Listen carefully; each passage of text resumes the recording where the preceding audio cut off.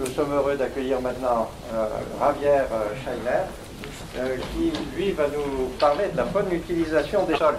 Et évidemment, dans cette école ici, on est soucieux de la bonne utilisation des sols. Hein, et merci de m'avoir invité. Merci à vous d'avoir accepté l'invitation. J'étais en train de modifier parce qu'en écoutant Hervé, je me dis peut-être il faudra que je parle de quelque chose que j'avais laissé un peu de côté. Mais bon, je suis très content d'être ici, de voir des vieux amis que ça fait longtemps qu'on ne voyait pas.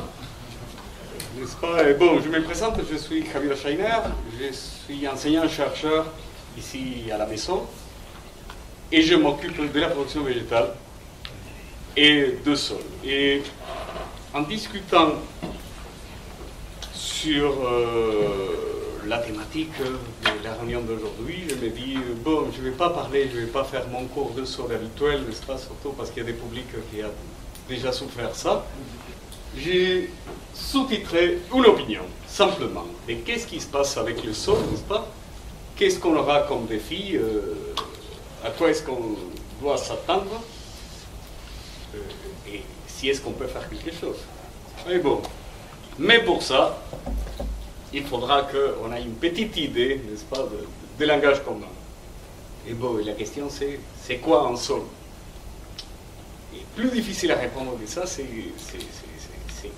laquelle la différence entre un sol et une roche bien râpée, n'est-ce pas, et tassée? Et la différence est très simple. Si elle a la capacité à supporter la vie, on est face à un sol. Parce que cette sol s'est formée à partir d'un processus érosif. C'est-à-dire, il y a une roche, en général une roche qui est venue de loin, qui s'est déposée, n'est-ce pas, pour cause d'un gros caillou qui a été érodé. Le gros caillou qu'on a ici, pour être érodé, doit être face aux éléments, dans notre cas les vents, ils s'appellent les Pyrénées, n'est-ce pas?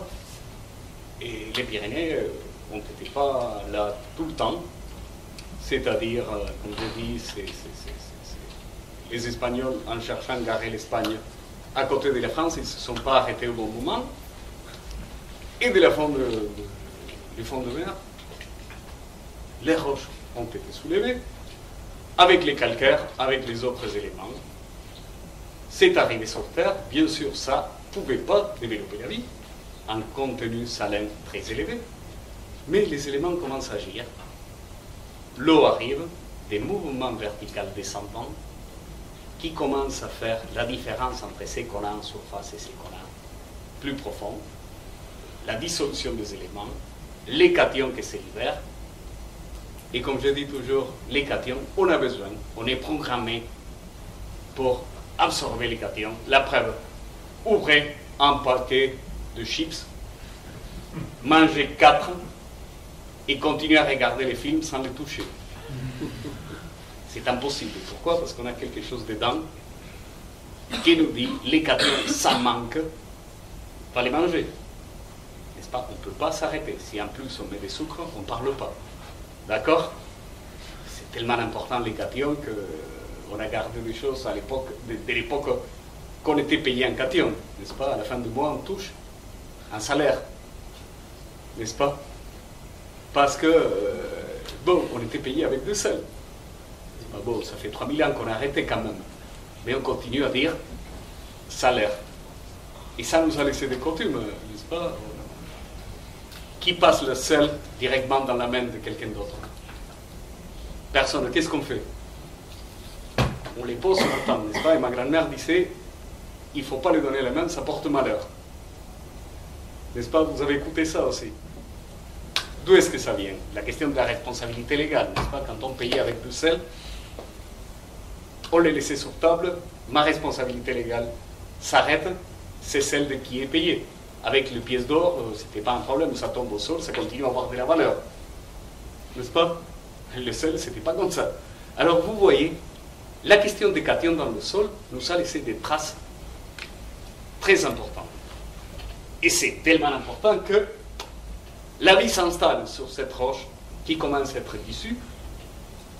Alors, cette vie profite des ces cations dessus, des anions aussi, n'est-ce pas? Ils commencent à modifier les roches.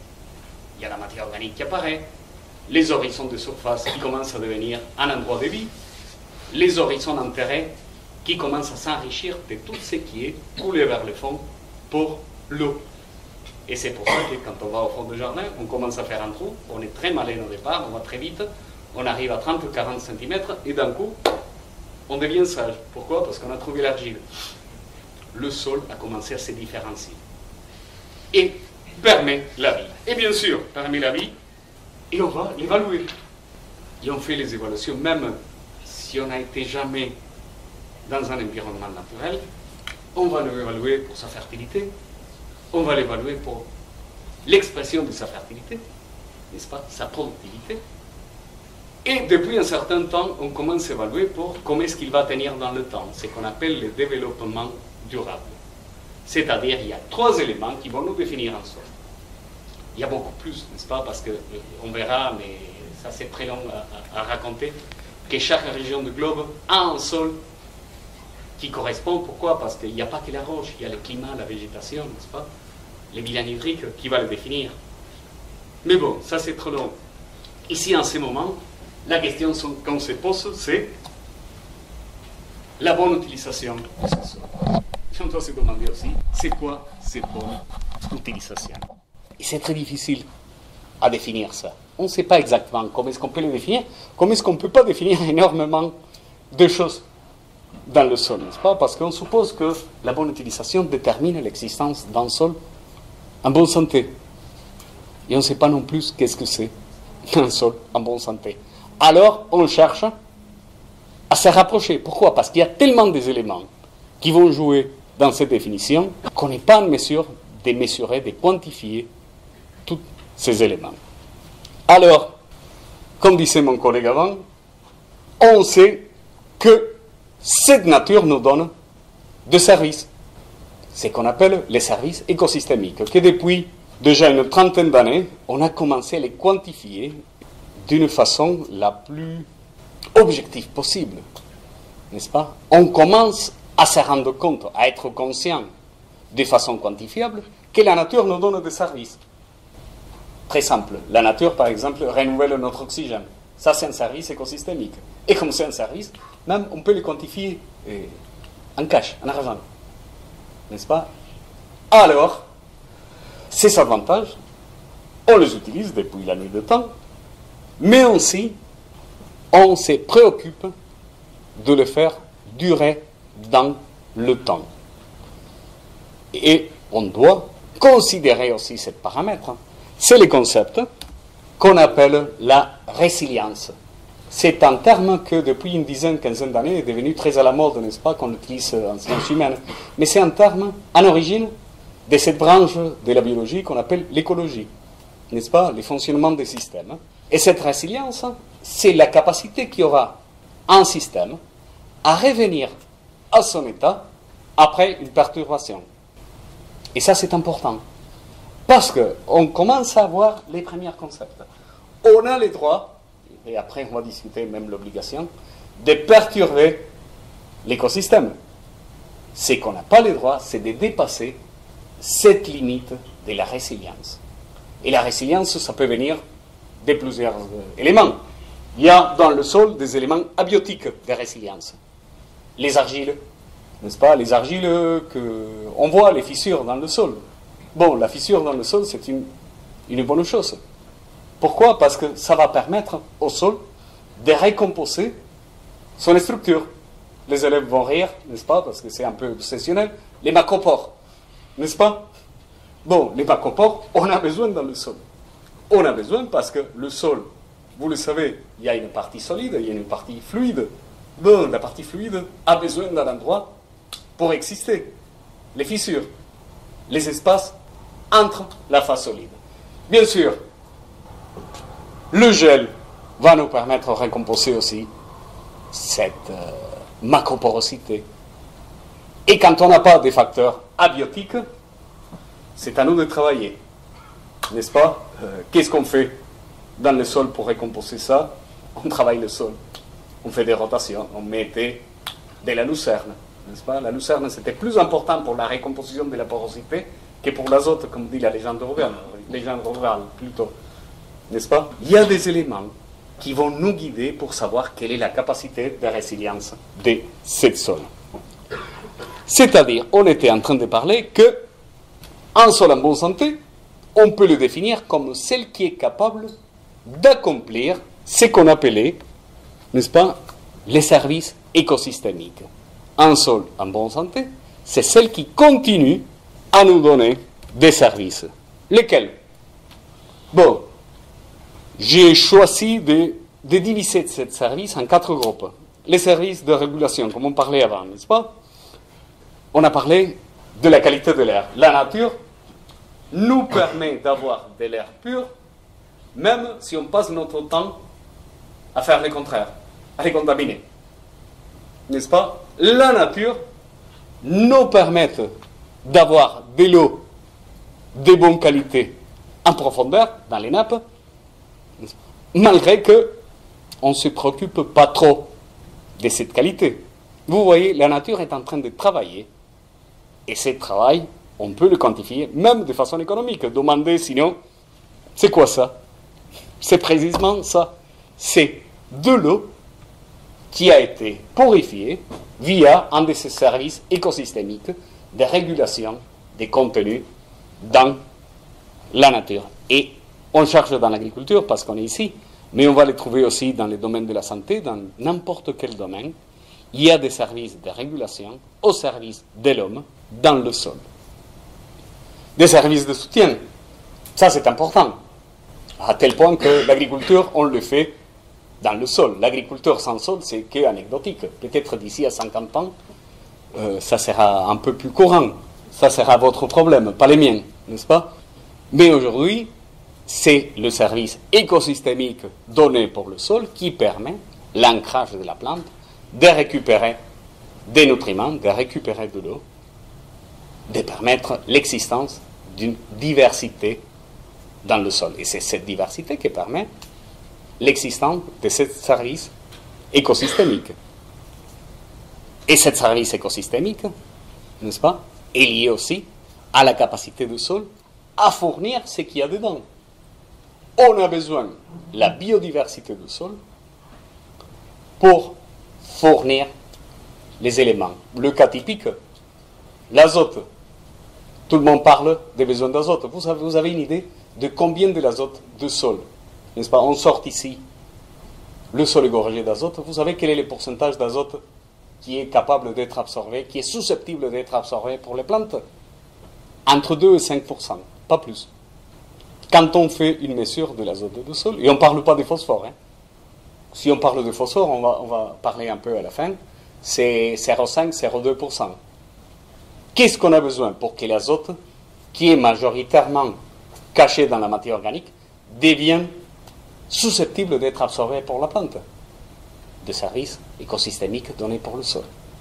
La minéralisation. On a besoin de bactéries, de cette biodiversité qui est dans le sol, qui n'est pas que des bactéries, hein. Il y a des champignons aussi, il y a une large gamme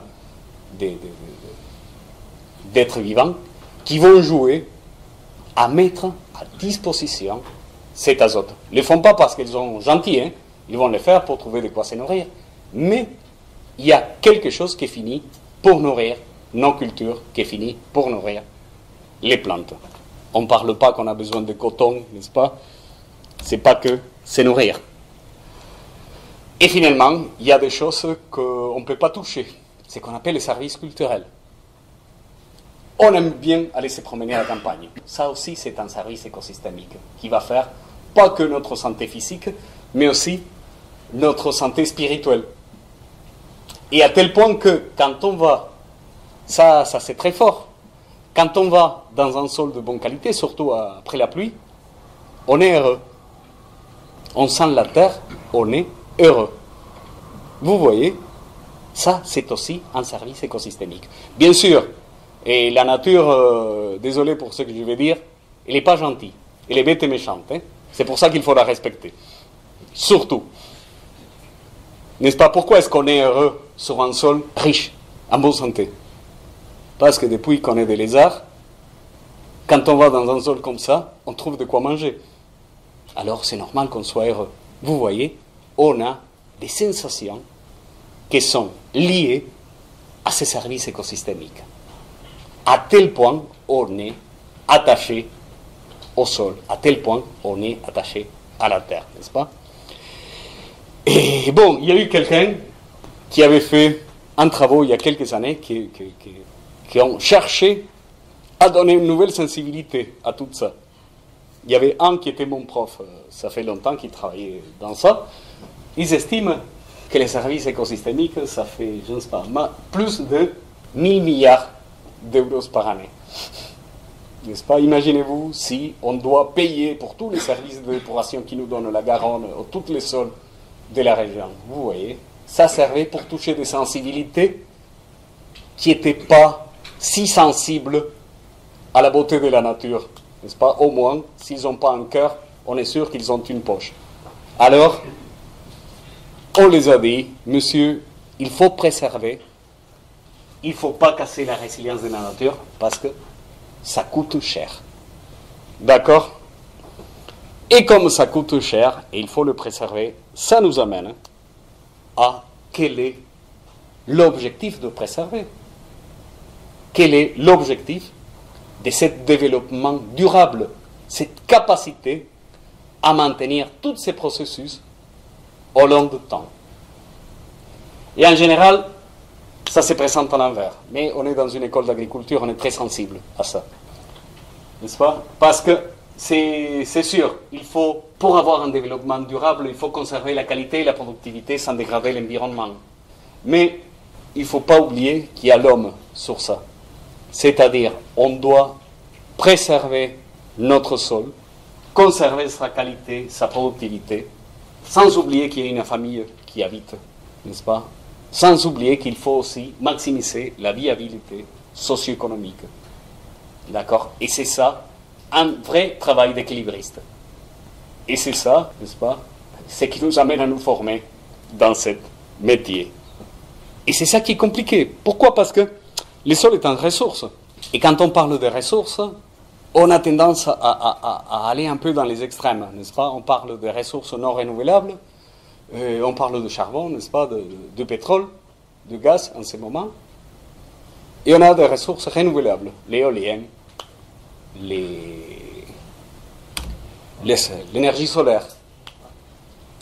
Où est-ce qu'on place le sol?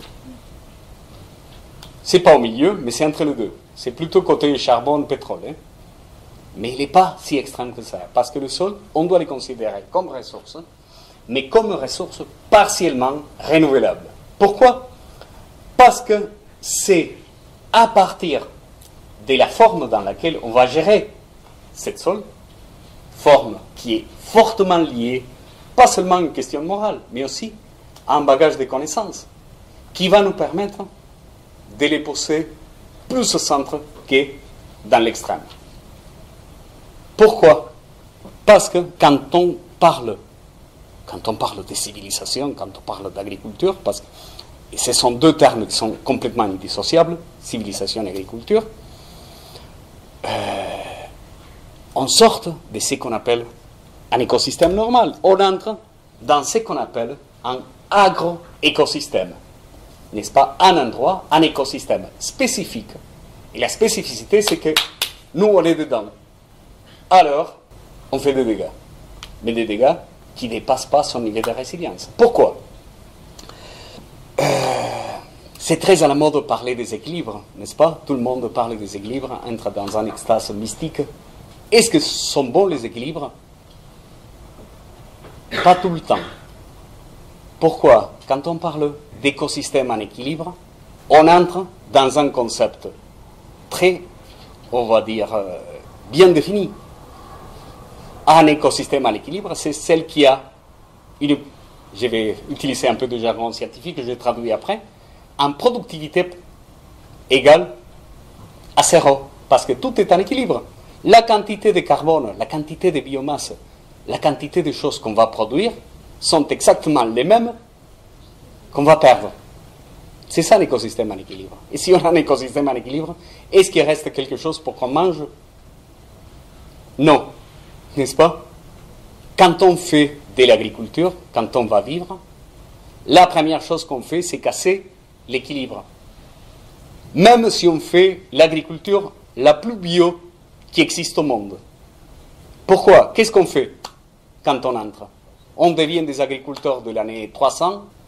Qu'est-ce qu'on va faire? La première chose, on va défricher, on va travailler la terre, n'est-ce pas? Qu'est-ce que ça veut dire, ça?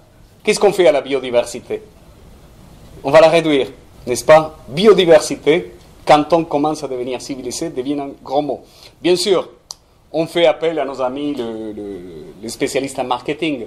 Comment est-ce qu'on va appeler la biodiversité dans un système, même dans notre jardin?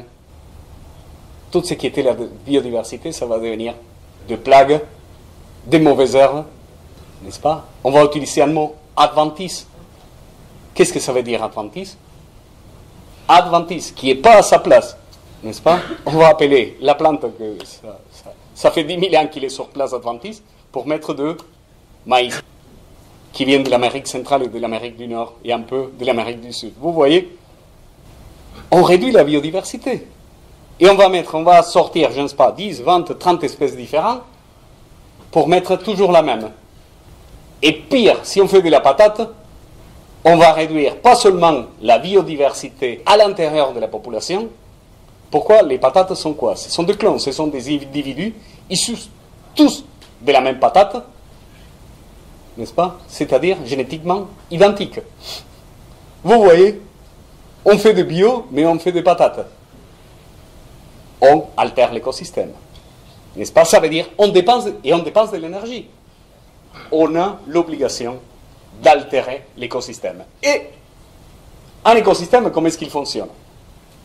Il produit, il y a de production, il y a de cession, un équilibre permanent. Et nous, qu'est-ce qu'on fait? On réduit à zéro la biomasse qui est sur le sol, on met quelque chose, des patates, du blé, ça pousse, et quand ça arrive au maximum de la production, qu'est-ce qu'on fait? On coupe. Exactement. C'est-à-dire, on a produit la même chose, on a produit une catastrophe. On avait un écosystème varié, on a fait la même chose qui arrive dans la nature quand il y a un incendie. Catastrophe, réduction violente de la biodiversité, on met un peu de biodiversité, n'est-ce pas? La production, à différence de ce qui arrive dans un écosystème à l'équilibre, elle explose, il y a une accumulation nette, et quand ça commence à s'équilibrer, qu'est-ce qu'on fait? On récolte. C'est-à-dire, on envoie la biomasse du système à nouveau au zéro, et rebelote. Vous voyez, on est en train de casser l'écosystème tout le temps, mais en respectant son niveau de résilience. Si on arrive, n'est-ce pas? Et pour ça, qu'est-ce qu'on fait? On le maintient en ce qu'on appelle en écologie la productivité primaire nette. C'est exactement le contraire de l'équilibre. Mais ça coûte. Il y a un coût énergétique, n'est-ce pas? Pourquoi? Parce que fait la nature? Elle va chercher à rétablir cette biodiversité. Pourquoi? Parce qu'on est dans la limite de la résilience de l'écosystème. C'est beaucoup moins romantique. Qu'est-ce qui se passe? Le rétablissement de cette biodiversité, c'est les insectes qui arrivent, les adventices qui commencent à pousser. N'est-ce pas? Bien sûr, mais comme on a tout bousculé, ça va se produire de façon non ordonnée.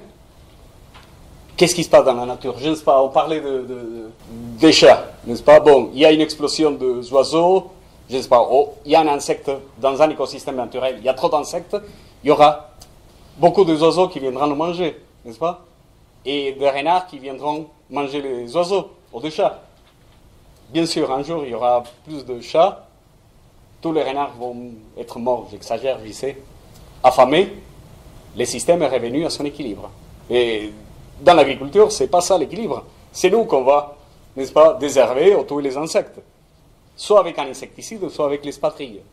C'est pareil, on cherche à réduire cette biodiversité. C'est-à-dire, c'est nous qui devions le contrôle, en dépensant de l'énergie. Et pire, dans un écosystème naturel, les nutriments qui étaient dans le sol sont absorbés pour la plante ils vont être partis de la biomasse et, dans un moment déterminé, ils vont revenir au sol. Soit vont être mangés pour un animal qui va laisser ses dépositions, n'est-ce pas, peut-être un peu plus loin, mais il y aura un autre qui amènera. D'ailleurs, le cycle est interne.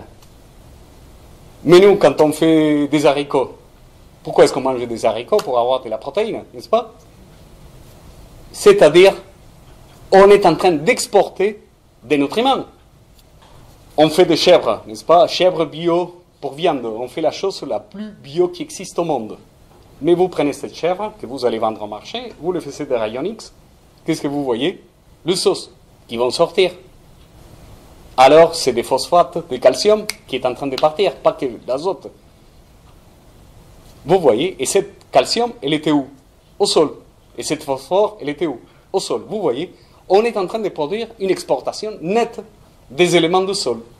C'est-à-dire, même dans l'agriculture la plus bio, on est en train d'altérer notre écosystème, on est en train d'altérer notre sol.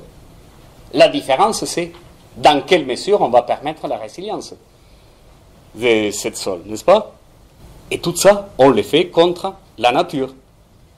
C'est-à-dire, on doit mettre de l'énergie, ce qu'on appelle une subvention de l'énergie qui vient d'ailleurs dans l'écosystème, pour le tenir, pour le conduire de la façon que nous, on veut. C'est pas facile, n'est-ce pas? On le sait. On a des catastrophes qui ont arrivé et qui n'ont pas commencé qu'avec la modernité. Pour tenir ce déséquilibre, cette altération, cet écosystème qu'on est en train de forcer à faire exactement le contraire qu'il voulait faire, il faut de l'énergie, des savoir-faire. On a des défis. Et de façon complètement arbitraire, je vais parler de 4 défis qu'on a. C'est arbitraire à certains points, n'est-ce pas? Parce que ce sont les problèmes auxquels on est confronté avec une certaine fréquence dans ce métier. La matière organique, qu'est-ce qui se passe dans le sol? La salinisation, on a passé des millénaires à sortir des cations, mais depuis un certain temps, on est en train de les mettre à nouveau. Pas les mêmes et pas de la meilleure façon. L'érosion et les phosphores.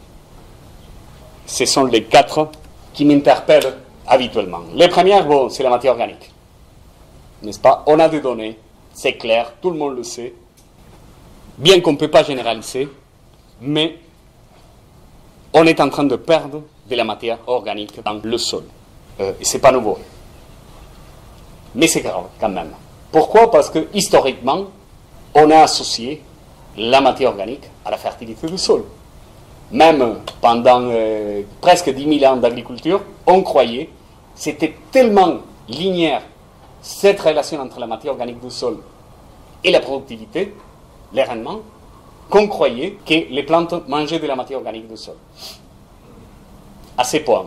Et c'est récent, c'est M. Liebig, tout le monde le connaît.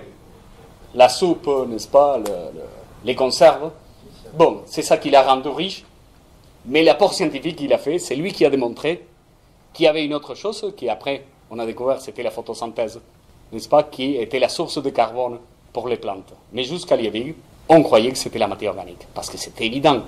Plus de matière organique, on ne pouvait pas la mesurer, mais on avait des mesures subjectives à faire, n'est-ce pas? Et quand le sol perdait de matière organique, la productivité diminuait aussi, n'est-ce pas? Et ce qu'on a vu, c'est que la matière organique, on va la perdre surtout les premières années. Et après, on était bien content parce qu'on disait, bon, vous voyez, en 10 ans, c'est vrai, ça chute, on perd un tiers de la matière organique du sol, mais après, ça se calme. Mais on était content de soi-même, n'est-ce pas? C'est bien d'être content de soi-même, mais il ne faut pas exagérer. Pourquoi? Parce qu'on a vu que on perdait un tiers de la matière organique, mais la productivité du système tombait largement de plus qu'un tiers, et que le sol devenait de plus en plus fragile, et que la récupération de cette matière organique était de plus en plus compliquée, dans la mesure qu'on s'éloignait du moment dans lequel on avait retiré la pâture, ou on avait défriché la forêt, n'est-ce pas? on avait, comme je vous montre ici, un niveau de matière organique. On travaille le sol. Les premières années, le rendement est excellent, mais la chute de matière organique, elle est très violente. Et un petit tiers perdu de matière organique, ça faisait perdre 2 tiers aux 3 quarts de la productivité du sol. Bien sûr, la question se pose. Qu'est-ce qui se passe? Première complexité face à la perte de matière organique. Le mot matière organique ne représente pas ce qu'on trouve dans le sol. Les mots matière organique dans le sol, ça ne veut rien dire.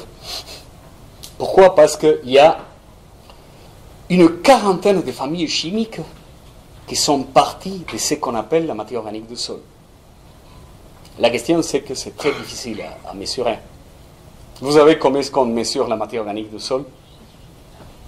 Je vous le raconte, ça reste entre nous parce que ça va réduire le prestige de la noble profession de pédologue. On prend la matière organique, on prend le sol, on les brûle de façon complète, soit avec des acides, soit dans un four, directement. Qu'est-ce qui se passe quand on met de la matière organique de n'importe quel type, soit à l'attaque d'acides et des oxydants forts, soit dans un four? Ça se brûle. Et on mesure la quantité de CO2. Et après on dit, bon, cette quantité de CO2, ça correspond à telle quantité de matière organique. Ça, c'est comme si, je ne sais pas, il y a de la neige qui tombe ici. Le sapeur-pompier dit, bon, on va voir combien de temps ces gens peuvent survivre jusqu'à qu'on les sorte. Et il prend, je ne sais pas, de l'infrarouge et il mesure la quantité de matière organique qu'il y a dans la salle. Elle dit, ah non, ils ont pour manger 10 jours. Mais la matière organique, c'est les chocolats qu'il y a quelqu'un, n'est-ce pas, ou le sandwich, mais aussi la chemise en coton, les chaussures en cuir, des choses qu'on ne peut pas manger. Et avec la matière organique du sol, c'est pareil. On mesure tout, mais il n'y a qu'une petite fraction qui est en train de nourrir le sol, qui est en train de donner de la plasticité, de l'élasticité, de nourrir les bactéries. C'est-à-dire, première problématique à laquelle on doit faire face, c'est la qualité de la matière organique. Quand on perd de la matière organique, on perd la matière organique de meilleure qualité. Parce qu'on va perdre ce qui est facilement accessible aux êtres vivants. Et ça, c'est qu'un petit quart au tiers de la matière organique totale. La moitié de la matière organique qu'on a dans le sol, c'est des matières organiques. C'est un peu dur ce que je vais dire, qui ne sert à rien. C'est pour ça que, attention à ça. La matière organique qu'on perd, c'est celle de meilleure qualité. Une petite perte de matière organique dans le sol, c'est déjà une grosse perte de matière organique. En plus, on remplace des écosystèmes. Quand on va faire entrer en agriculture une forêt, une pâture, on remplace un écosystème pour un autre. Et on remplace des écosystèmes qui sont placés en haut, qui travaillent pour préserver la matière organique et qui ont stocké pendant des années, des siècles, des millénaires de la matière organique, pour des écosystèmes qui vont privilégier la décomposition de la matière organique. Alors, le résultat de cette équation, elle est très simple. Le sol sera largement moins riche en matière organique. Et les sols vont perdre toutes les caractéristiques qui sont données pour cette matière organique.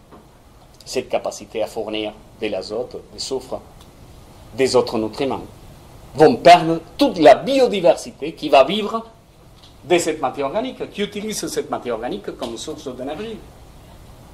Et pire que ça, vont nous manquer les micro-organismes qui vont être capables de transformer les formes de matière organique en matière organique qui structure le sol ou qui nourrit les cultures. C'est-à-dire, on perd de la matière organique parce qu'on est en train de perdre les écosystèmes qui préservaient la matière organique. Et après, désolé, c'est en anglais, c'est un graphique que j'aime beaucoup, n'est-ce pas? Parce qu'il nous montre que l'organisation sociale, même si cherche à préserver l'environnement, est en train de réduire les entrées des matières organiques dans l'écosystème, est en train d'altérer, même dans le soin de faire bien les choses. Pourquoi? Parce que, historiquement, qu'est-ce qu'on avait? L'humain, les animaux et les végétaux qui vivaient ensemble. C'est-à-dire, on mangeait sur place, n'est-ce pas? Il y avait des animaux qui mangeaient les plantes, il y avait nous qui mangeaient les plantes, il y avait nous qui mangeait les animaux, n'est-ce pas? Mais toute cette matière organique et tous ces nutriments revenaient presque de suite sur la parcelle. C'est-à-dire, on était dans une dynamique d'altération, mais avec un certain respect pour les mécanismes de récomposition. Et ça a marché comme ça pendant 10 000 ans. Notre impact dans l'environnement ne laissait pas une grosse trace. En plus, on n'était pas très nombreux. Mais il y a eu un moment où la civilisation commence. Et la civilisation qui commence détermine la formation des villes. Ça améliore la qualité de vie de l'être humain. Mais on sépare déjà les consommateurs principaux de la source de production. C'est-à-dire, tout ce que va à la ville ne revient pas au sol. Et ça, c'est pas de hier. Rome avait déjà un système de cloaque assez important. C'était très bon pour l'assaisonnement de la ville. Mais ça a empêché le normal retour de matière organique et de nutriments sur le champ. Et depuis la révolution industrielle, la spécialisation de l'agriculture, qu'on voit aussi aujourd'hui en France, on commence à séparer la production végétale de la production animale. On a ici des foyers concentrés de production animale et des autres foyers de production végétale. Et ça produit des aberrations écologiques. Oui, bon, on peut parler de la Bretagne, n'est-ce pas? Il y a un problème d'eutrophisation dans des surfaces. Pourquoi? Parce que la manque de nutriments qui limitait le développement des algues dans les eaux de surface ont disparu. Et pourquoi? Parce qu'il y avait des phosphates qui ont été, pendant des millénaires, dans les grands plaines des États-Unis, à la pampa en Amérique du Sud, qui sont entrés dans les soja, qui ont traversé l'Atlantique et qui vont finir comme pellets dans la nourriture de bétail, de cochons, et vont se retrouver dans la nature. C'est-à-dire, il y a un système qui est en train d'absorber tous les phosphores des régions de production qui étaient à 10 000 km. On a séparé les systèmes, on a coupé les flux de retour. Et bien sûr, on a créé un déséquilibre qui dépasse la capacité de résilience de l'écosystème. Bon, alors, il faut reconstituer les cycles. C'est la solution à ça. Bien sûr, ce n'est pas gratuit. Ça va exiger, vu qu'on a dépassé la capacité de l'écosystème à nous rendre service, bon, il faudra le faire nous-mêmes. Surtout parce que certains des nutriments sont des ressources non renouvelables. Alors, premier défi, bien que les trois ont été séparés, on ne pourra pas les mettre ensemble à nouveau, mais on pourra faire des tuyaux qui permet de boucler le cycle. Et qu'est-ce qu'on fait avec la perte nette de carbone du sol? Les sols s'approprient de matière organique quand on fait de l'agriculture. Parce qu'on les fait entrer moins de carbone organique, moins de résidus. Mais en plus, qu'est-ce qui arrive dans un sol quand on retire la couverture? On a mesuré que plus l'endroit il est chaud, moins il y a de matière organique dans le sol. On va dans le nord, on peut avoir des sols à 9% de matière organique. N'est-ce pas? On vient ici dans le sud, il y a 3%. On va plus au sud, on va trouver 1,5%. Pourquoi? Parce que plus c'est chaud, plus il y a de l'activité biologique. C'est pour ça qu'on a des frigos à la maison, pour arrêter l'activité biologique. Bon, on l'a dit, il faut faire entrer, il faut faire revenir plus de matière organique. C'est pas facile, parce qu'on récolte. Il y a quelques générations, on laissait la paille sur le terrain, mais aujourd'hui, la paille a une valeur marchande aussi. On la retire. C'est-à-dire, c'est un peu comme si en plus de dépenser plus, on gagne moins. On est mal. Bon, il nous reste de préserver la matière organique dans le sol, mais comment est-ce qu'on fait? il faut réduire la température, il faut mettre le frigo. C'est pas évident à faire, mais c'est possible. Ça, ce sont des données qu'on a fait avec des collègues. C'est simplement qu'est-ce qui se passe en été si on gère la température du sol. Et on gère la température du sol de la même façon que les vaches ou nous, hein. On se met à l'ombre. Et comment est-ce qu'on fait pour se mettre à l'ombre? Bon, il faut changer un peu la gestion des résidus. Et on a vu que en été, un sol couvert de résidus, de façon plus ou moins correcte, peut avoir 10 à 15 degrés de moins. C'est-à-dire, on ne va pas résoudre le problème. Mais pendant 3 mois, 10 ou 15 degrés, c'est presque la moitié de l'activité biologique. Pendant 2 ou 3 mois, les 2 ou 3 mois dans lesquels les sols, l'activité biologique est en train de nous faire perdre le plus de matière organique, bon, on pourra ralentir ça. Ça veut dire qu'on va donner un coup de main à la résilience du sol. Je vous ai dit avant, la nature elle est bête et méchante. Il n'y a pas que des avantages à faire ça. Pourquoi? Parce que la dégradation de la matière organique va nous fournir quoi? De l'azote, du soufre, des nutriments.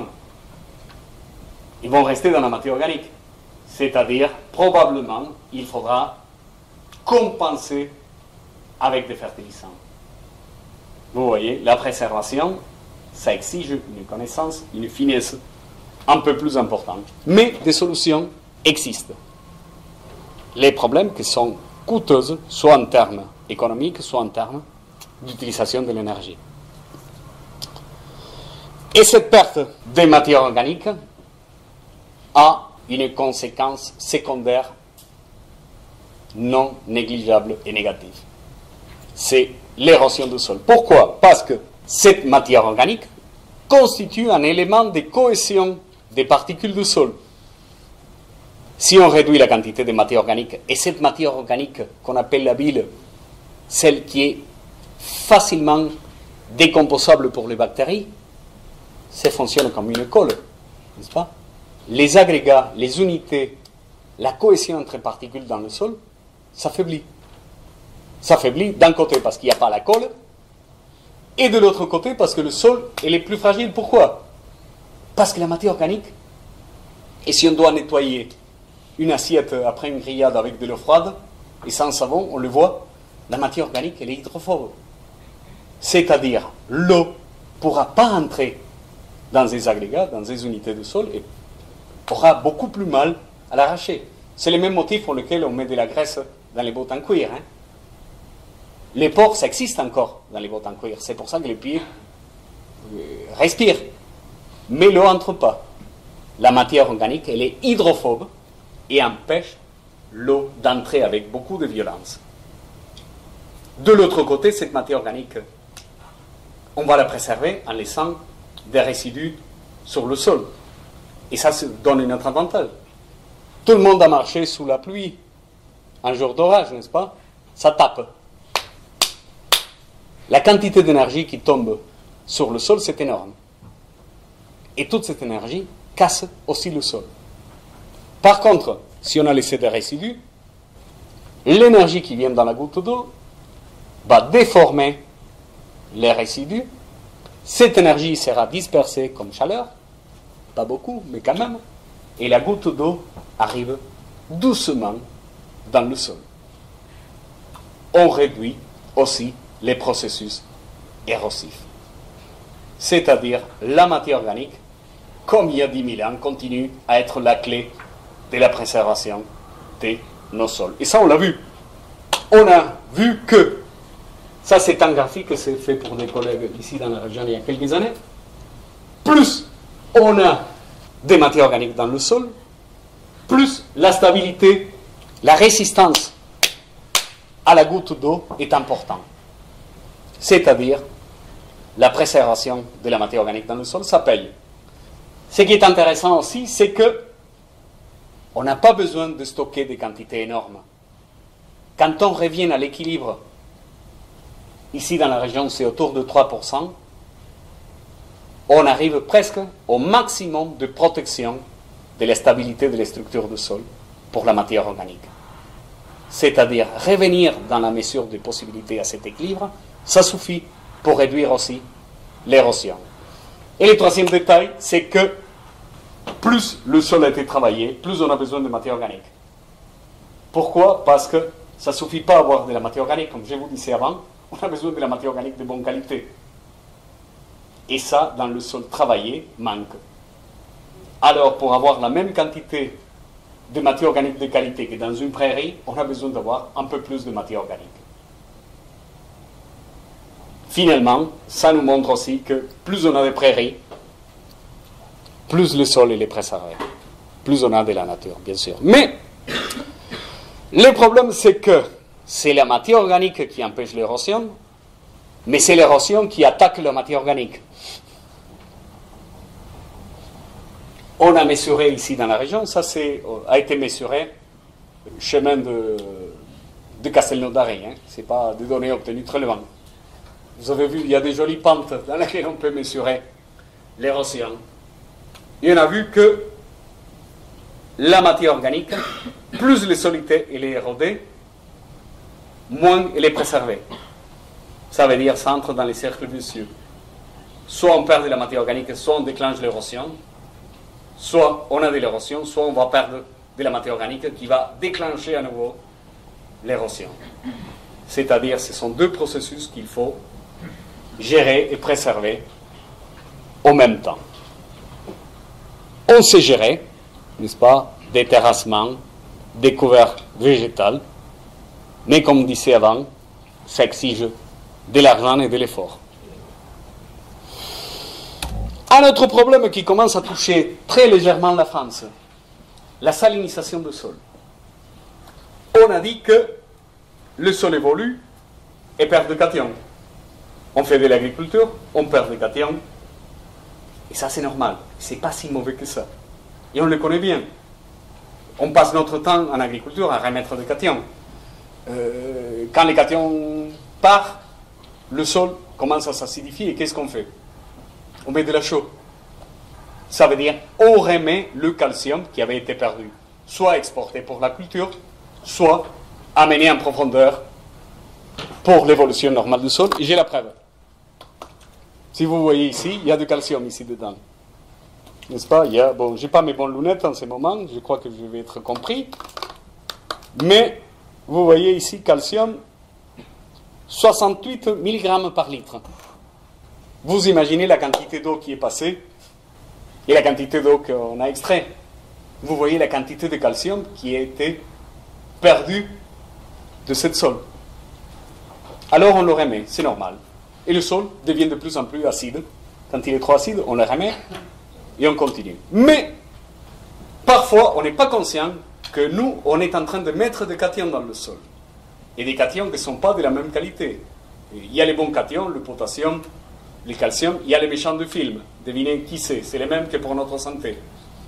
Le sodium. Et quand est-ce qu'on met du sodium dans le sol? Quand on fait de l'arrosage. Si ici, il y a même, qui s'est vendu, contrôlé, potassium, sodium, 21 mg par litre. Ça, c'est comme mettre chaque litre d'eau à l'équivalent d'un demi-gramme de sel. Si on met ça sur le sol, chaque litre d'eau en demi-gramme, n'est-ce pas? Imaginez qu'on va arroser avec Evian. Croyez-moi, l'eau qu'on utilise pour arroser, c'est largement plus riche en cations que l'eau minérale qu'on achète. N'est-ce pas? Mais 100 mm de lame d'eau, qui ne sert à rien, pour le maïs, on utilise 4 fois ça, c'est l'équivalent d'une quinzaine de kilos de sel. Ça veut dire, pour faire du maïs ici dans la région, en plus d'eau, on a mis 40, 50, 60 kilos de sel. Vous voyez, on n'est pas conscient de ça. Mais c'est tellement grave ça qui a fait disparaître des civilisations en entière. Les Mayas ont eu ce problème avant l'arrivée des Espagnols, les Grecs, et les cas les plus connus, les civilisations en Mésopotamie, qui avaient développé les mathématiques, n'est-ce pas, l'agriculture moderne, et bien sûr vivaient dans un environnement où les bilans hydriques étaient fortement négatifs, mais qui ont réussi à produire suffisamment de nourriture pour pouvoir faire de la littérature, n'est-ce pas, des mathématiques, de l'astronomie. Et comment est-ce qu'on a appelé cette région? Bon, c'est les croissants fertiles, qui avaient, n'est-ce pas, comme un croissant, deux parties. L'Égypte, qui avait plus de chances écologiques, et la Mésopotamie. Vous avez vu des images de la Mésopotamie, n'est-ce pas? C'est pas très fertile. Qu'est-ce qui est arrivé? Il n'y avait pas de pédologues. C'est-à-dire, ouais, ils ont développé des systèmes d'arrosage qui faisaient entrer des cations. Mais il n'y avait pas un système pour le faire sortir. Alors ces cations se sont stockés. Et bien sûr, certains cations, c'est bien, c'est des fertilisants, neutralisent, mais ça augmente ce qu'on appelle le potentiel osmotique. Ça veut dire la quantité d'énergie qu'on a besoin pour sortir de l'eau dans milieu riche en sel est de plus en plus important. Alors, qu'est-ce qui est arrivé? C'était des gens qui avaient développé aussi la comptabilité, qui avaient des registres. Bien sûr, dans la vie d'un homme, on ne voyait pas la différence. Mais quand on regardait quel était le rendement il y a 3 ou 4 générations, qu'est-ce qu'ils voyaient? Que même s'ils avaient amélioré la technique, les rendements chutaient. Et un peu la légende de la sagesse des anciens, ça vient de là. On voyait que les anciens faisaient mieux. Mais ce n'était pas parce que les anciens faisaient mieux. Simplement parce qu'ils étaient en train d'endommager l'environnement et qui ne permettait pas le développement. Oui. Pourquoi il n'est pas lessivé, ce sodium? Il est très soluble. Qu'est-ce qu'il faut pour lessiver ce sodium? De la flotte. Et pire, c'est ça la contradiction. Pire est la qualité de l'eau, plus elle coûte cher. Pourquoi? Parce que si on arrose avec de l'eau de mauvaise qualité, c'est-à-dire riche en sel, est-ce qu'on n'a pas une autre chose?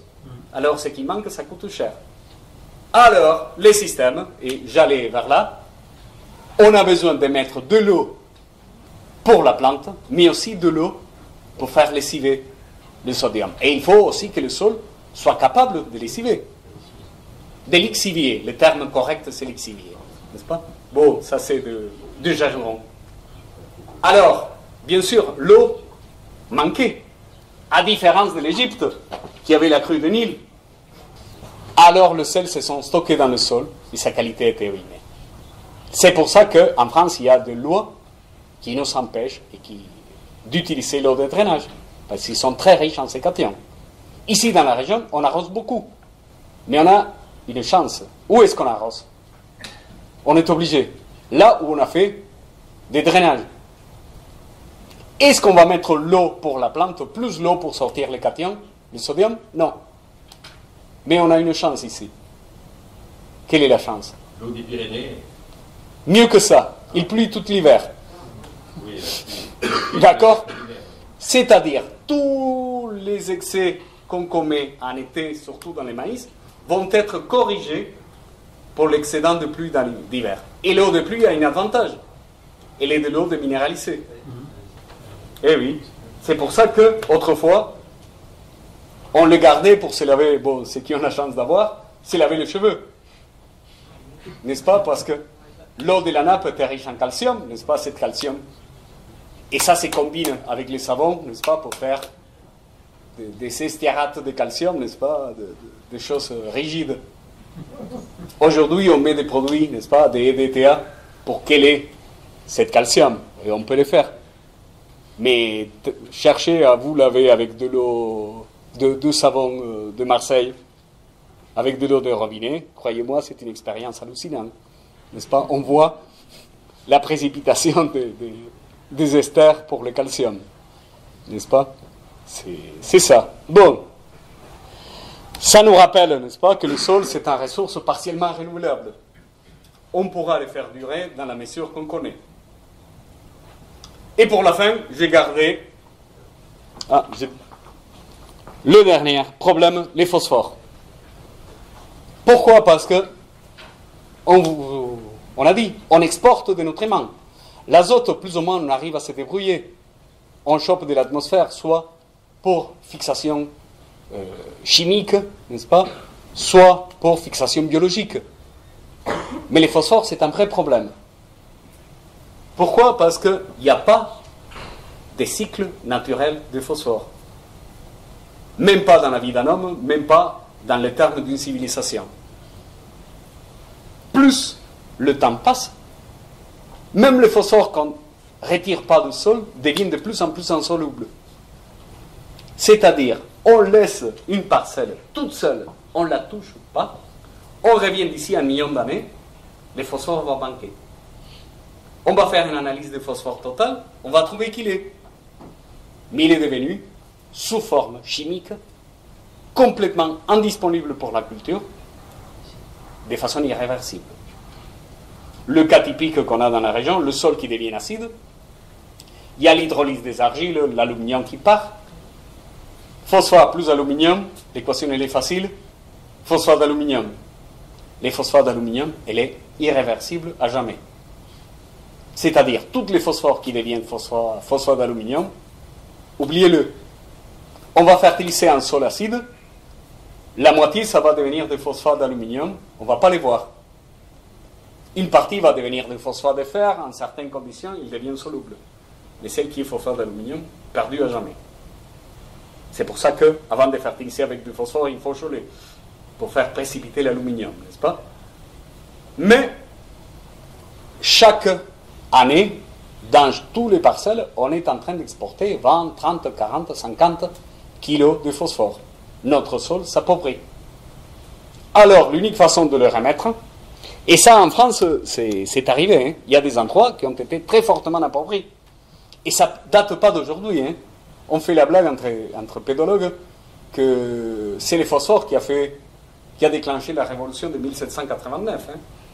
Parce qu'il y avait le moment où les phosphores dans certaines régions fortement productrices qui avaient passé en dessus de la limite qu'on avait besoin pour nourrir la culture.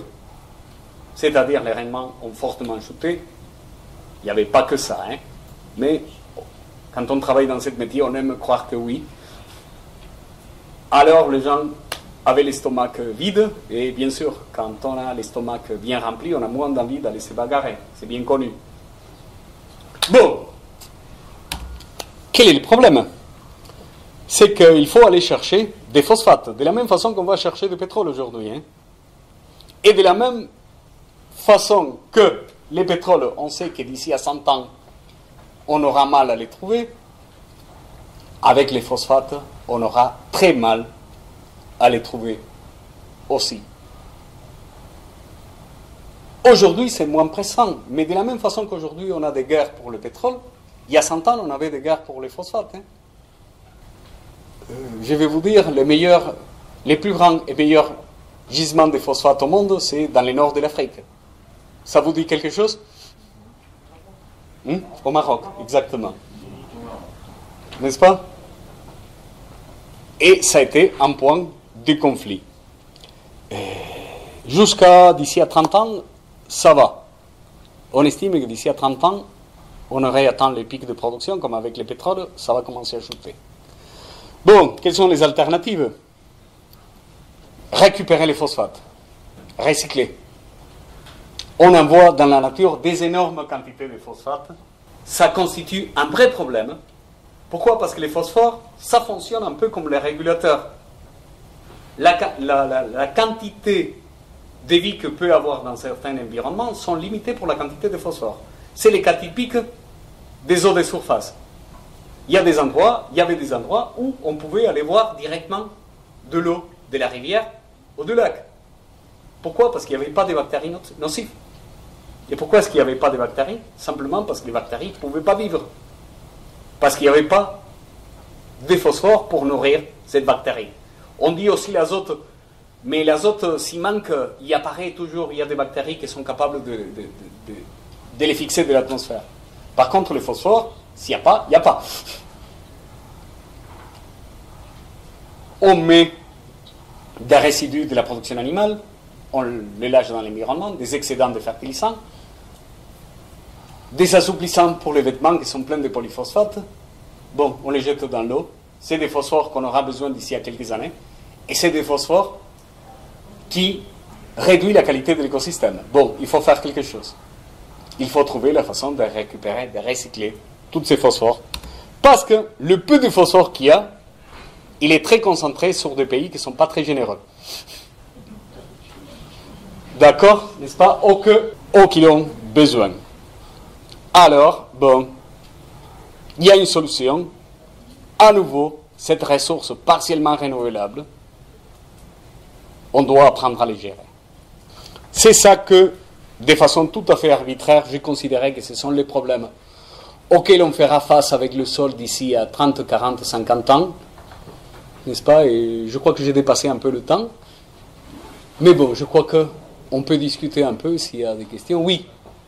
Je suis venu à cette conférence parce que j'étais intéressé par le stockage du carbone dans le sol. Donc je suis un peu frustré. Oui. Donc j'ai posé juste une question précise. C'est vous nous avez dit que matière organique divisée par an, ça c'est stockage. Oui. Que les prairies permanentes étaient un très bon stockeur, oui. Vrai comme la forêt. Alors, on voit que quand on fait des bovins en prairie permanente, oui. C'est plutôt bien pour le carbone. Et puis d'un autre côté, on nous dit les bovins, ils éructent du méthane, ce que je veux bien croire. Hein. Mais est-ce qu'il y a quelqu'un qui a fait le bilan oui, ça a été fait. J'ai pas permanente avec des bovins. Et j'ai pas la chiffre en tête. Et alors, c'est quoi? Je ne sais pas, vous avez vu, j'ai un petit accent presque invisible. Je suis argentin. Ça fait que, question de prairies naturelles et vaches, j'ai passé un peu de temps sur ça. Et bon, c'est un de mes profs qui a fait les mesures pour la FAO. Sur tout ça, j'ai pas les chiffres en tête. Mais il y a une chose qui est très claire, c'est que des animaux qui pâturent produisent largement moins de méthane que des animaux qui mangent des concentrés. Ça c'est prouvé et super prouvé. Ça s'appelle, si ça vous intéresse, il faut chercher la biblio sur ça. C'est Miguel Taboada qui dirigeait les travaux. Taboada. C'est-à-dire tous les publis sont en ligne, n'est-ce pas, et ce sont dans les sites de la FAO. Merci. N'est-ce pas, mais oui. De l'autre côté, avec la production animale, bien sûr, c'est très amusant que certaines populations hyper urbaines tirent sur ça parce que c'est des gens qui ont tous ces besoins satisfaits en excès. Pour le dire de façon délicate, n'est-ce pas? Je m'énerve un peu quand j'écoute ce type de choses.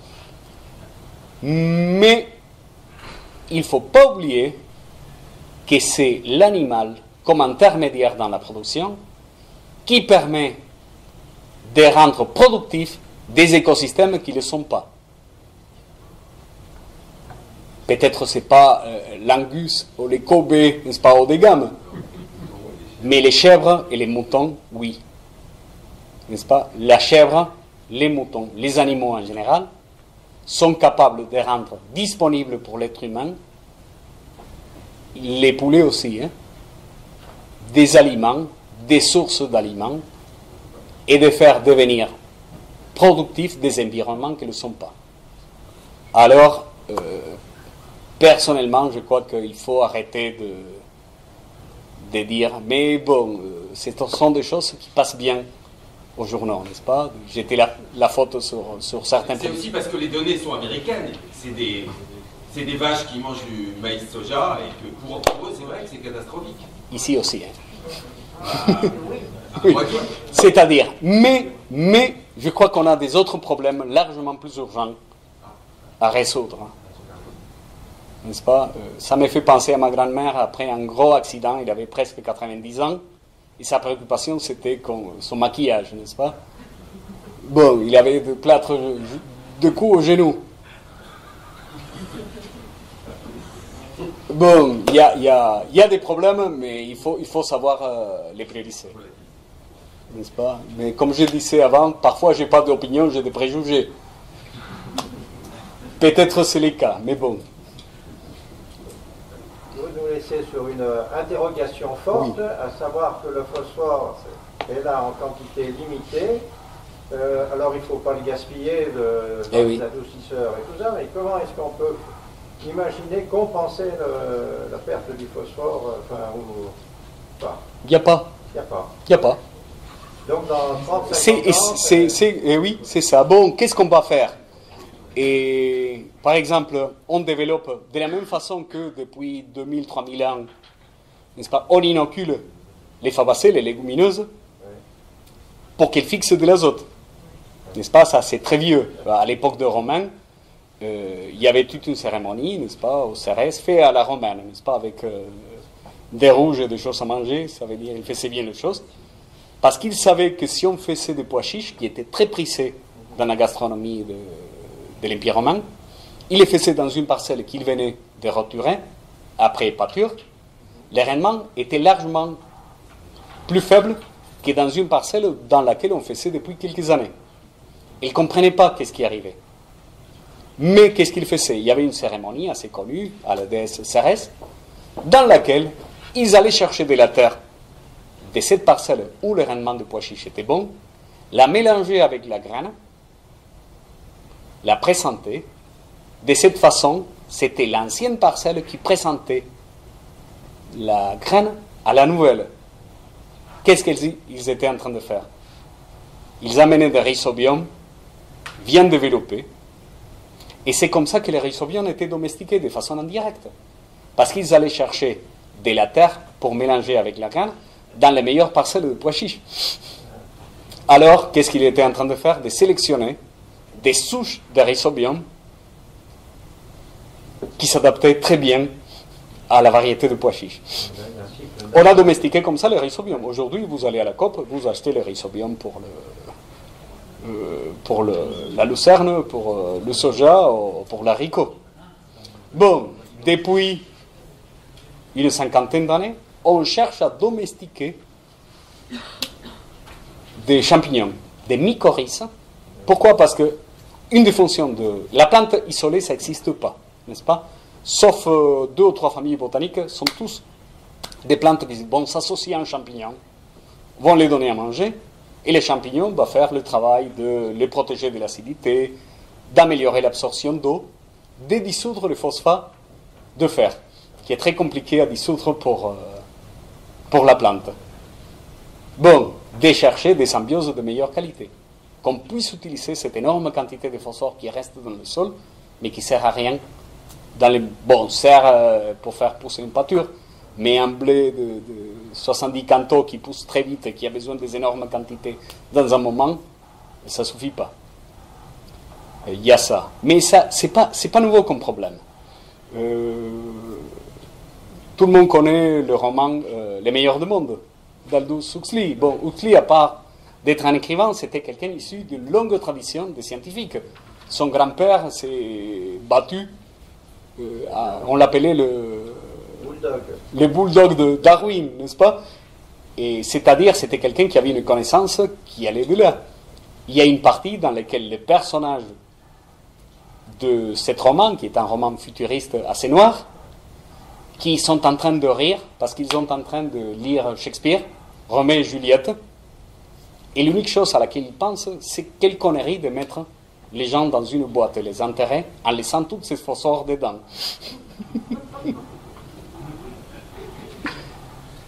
Huxley, qui était très conscient de ça, il se permet de faire cette blague dans son roman. N'est-ce pas? Vous voyez, c'est une chose qui vient de loin, les problèmes. Donc il y aura une transformation de l'agriculture d'ici 50 ans. Mais ça ne doit pas nous faire peur, parce que l'agriculture est en train de se transformer tout le temps. Malgré la réputation d'être conservateur qu'on a, tout ce qu'on est autour de l'agriculture, on est tout le temps en train de changer, de s'adapter. On est tellement dans l'écosystème qu'on fonctionne avec. Merci. Bon, merci de m'avoir invité.